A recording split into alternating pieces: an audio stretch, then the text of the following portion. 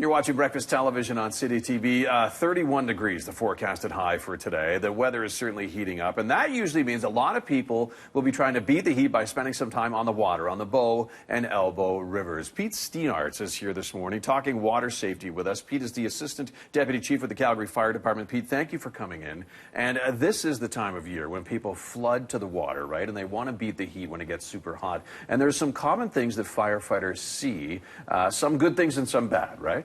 Absolutely, yeah, and we do expect a lot of people out on the water today given the warm temperatures, and we're very happy to see people out there. We just want to make sure people are enjoying the rivers in a safe way. So we do see, unfortunately, a lot of recurring issues with members or of the public on the river. One of the most frequent things is the lack of life jackets. Those life jackets are mandatory on Calgary waterways, and failure to wear them actually is a $500 fine, mandatory court appearance. So we want to make sure people are aware, and it's not enough just to have them in your boat or in your raft. You actually have to have them on and be physically wearing them at the time. You had a good analogy with respect to, like, if you're driving a car, you're not going to put on your seatbelt if you see the crash starting to happen. You just don't have the time, right? That's right, and that's what we see very frequently on our rivers, is that there just isn't time, and that's what we hear from people that we end up having to rescue time and time again, as they say, I just didn't have any time to react. You know, you hit something, your raft flips over, and then the next thing you know, you're in the water. Obstacles in the water kind of crop up, right? I mean, the bridge abutments are a very dangerous thing, and there's a couple of things. You said that you have to be aware of them and kind of maneuver around them, and also don't be tying your dinghies and floating devices together, right? Yeah, that's absolutely correct, and that's something we see very frequently.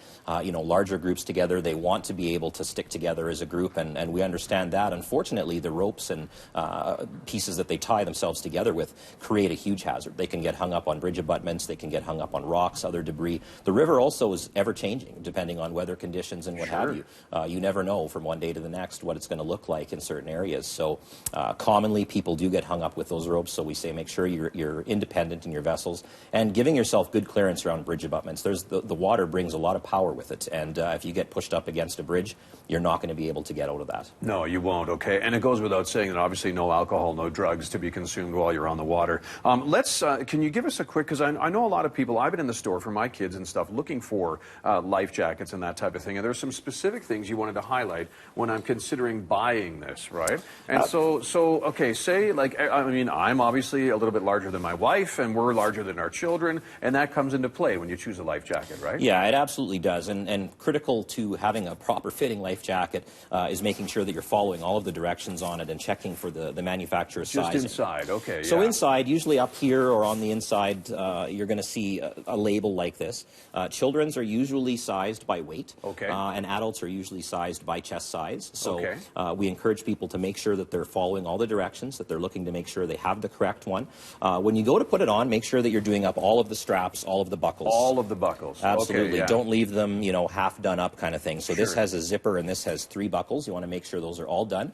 Start at the bottom, work your way up to the top, snugging those up. When you're done, a couple of tips as well. Check in the sort of arm area here. If you can fit more than 3 fingers between the top of your shoulder and the top of the life jacket, it's probably too big. So we would suggest that you try a different size. I see. Once it's on as well, the other thing you can do, you can actually put your hands up above your head and have somebody just gently grab in here and just give it a bit of a tug and make sure that it stays in place. We want to make sure that it's not going to become loose and come off if you do go into the water. Okay. All right. Good advice. Thank you, Pete. Pete Steenarts with the Calgary Fire Department. Get out on the water, have a lot of fun, but make sure you stay safe. Right? That's the bottom line. All right, good stuff. Good to see you. 6:57, a lot to come this morning on Breakfast Television. News headlines, traffic update, and weather-wise, wow, we are in for a spectacular day in the city of Calgary. Andy standing by with the details.